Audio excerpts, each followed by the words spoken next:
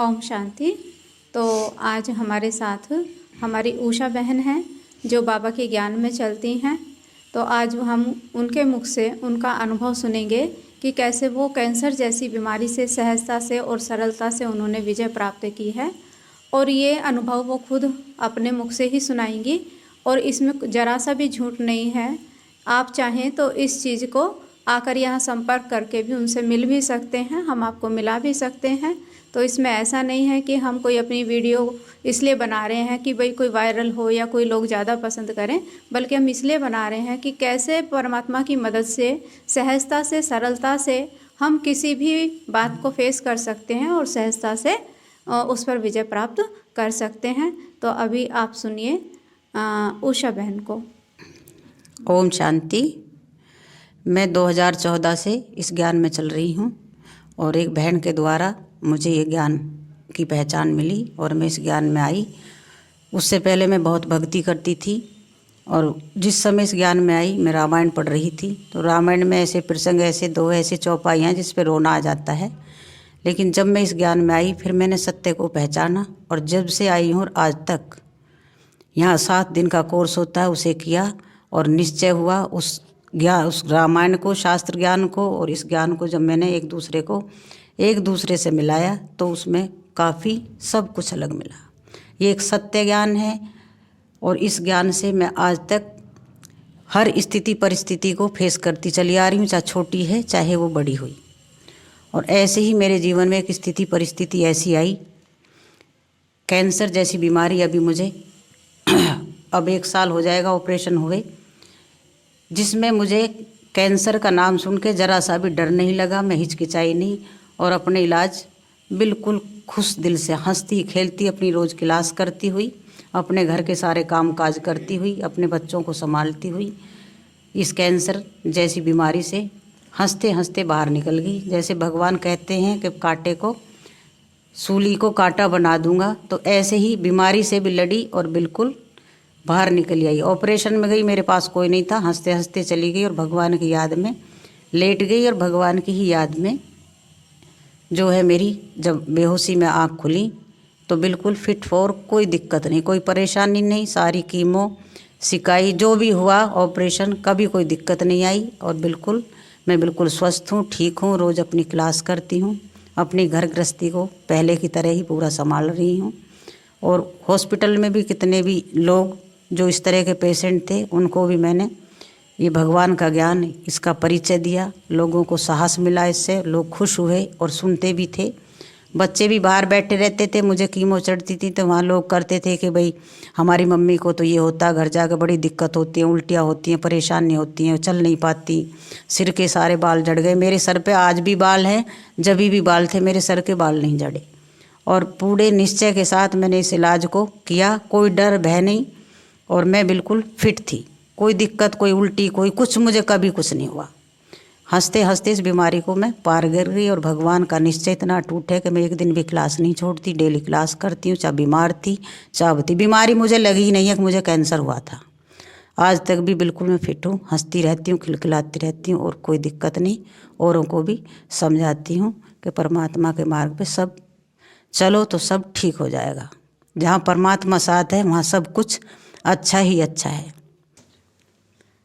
कैसे उषा बहन ने अपना सत्य अनुभव सुनाया, क्योंकि कैंसर एक ऐसी बीमारी है जिसे सुनकर, जिसका नाम सुनते ही लोग आधा मर जाते हैं, लेकिन उनको सुनने के बाद भी कुछ भी नहीं लगा, क्योंकि उन्हें परमात्मा पर अटल निश्चय था, अटूट निश्चय था। उनको पता था परमात्मा मेरे साथ है, बाबा मेरे साथ है, तो वो सर्जन बन के मेरा काम कराएंगे। और बाबा ने सहजता से सरलता से उनका पूरा इलाज कराया। और जैसा कि बहन बता रही थी कि कई अपने अपने अनुभव सुनाते हैं, बहुत सारे लोगों को इन सब बातों के बारे में मालूम ही है कि जब कीमो वगैरह चढ़ती हैं तो कई लोगों की कंडीशन बहुत ख़राब हो जाती है। हमने भी देखा है कि लोग बिल्कुल खाना भी नहीं खाते हैं, उन्हें फीवर इतना ज़्यादा हो जाता है, वो बिल्कुल उन्हें अपनी शुद्धि नहीं रहती कई कई घंटे तक। लेकिन उषा बहन को देखकर हम भी आश्चर्यचकित होते थे कि देखो आत्मा के चेहरे पर हमने भी जरा भी ऐसा महसूस कभी नहीं किया कि ये बीमार है। अगर अपने मुंह से ही उन्होंने कभी बताया तो किसी को पता चलता था कि ये बीमार हैं या ऐसे ऑपरेशन हुआ है या क्या हुआ है, लेकिन वैसे उनके चेहरे से जरा सा भी ऐसा महसूस नहीं होता था। तो ये सब परमात्मा की कृपा थी। और उनके परिवार में उनके अपने 2 बच्चे हैं, और जैसे ही वो कीमो करा के आती हैं, ऐसा भी नहीं कि कोई रेस्ट मिलता है कुछ करता है, वो सारा घर का कामकाज 1-8 घंटा थोड़ा बहुत रेस्ट लेती होंगी, बाकी सारा काम ऐसे ही अपना करती हैं। और जिस दिन से भी वो यहाँ आई हैं तो डेली क्लास करती हैं। और योग भी वो परमात्मा की याद का, योग पर भी विशेष ध्यान देती हैं। रास्ते में घूमना फिरना भी करती हैं तो भी वो परमात्मा को याद करती हैं। तो ऐसे उनके अनुभव भी बहुत गहरे हैं, और अनुभव और भी गहरा हो गया क्योंकि कितनी सरलता से उन्होंने ऐसी बीमारी को फेस कर लिया और कैसे अपने परिवार को आज संभाल रही हैं। और अभी भी डेली क्लास करती हैं, 2 दिन में सवेरे मॉर्निंग और इवनिंग भी कर लेती हैं, और कभी कभी इवनिंग भी करती हैं, मॉर्निंग करती हैं। तो जैसे भी उन्हें टाइम मिलता है वो क्लास करती हैं, योग करती हैं। तो कई लोग मुझे ये भी कहते थे, वह तुम परमात्मा से जुड़ी हो, भगवान को इतना याद करती हो, तो तुम्हें ये बीमारी कैसे लग गई।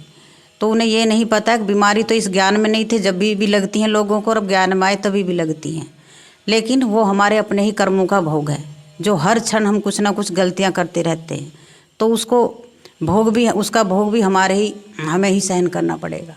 तो ये तो सब बेकार की बातें हैं, ज्ञान में है या अज्ञान में है, बीमारियां सबको लगती हैं और सबको भोगनी पड़ती हैं। वहाँ कष्ट होता है, यहाँ बिना कष्ट के बाहर निकल गई, क्योंकि परमात्मा की शक्ति हर वक्त मेरे साथ है। हर वक्त मैं बाबा को साथ कंबाइंड अपने साथ रखती हूँ, हर कर्म में वो साथ होते हैं। तो हर चीज़ इतनी हल्की हो गई है कि मुझे कोई परेशानी बिल्कुल भी नहीं होती।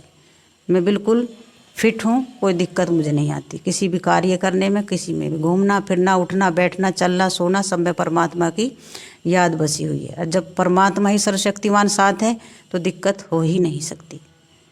बाबा है, बाबा का हाथ और साथ मेरे सिर पे है। ऐसे बाबा के लिए मैं बार बार शुक्रिया करती हूँ, बार बार शुक्रिया, हजारों बार करोड़ों बार शुक्रिया कि बाबा का हाथ और साथ सदा हमारे सर पर बना रहे।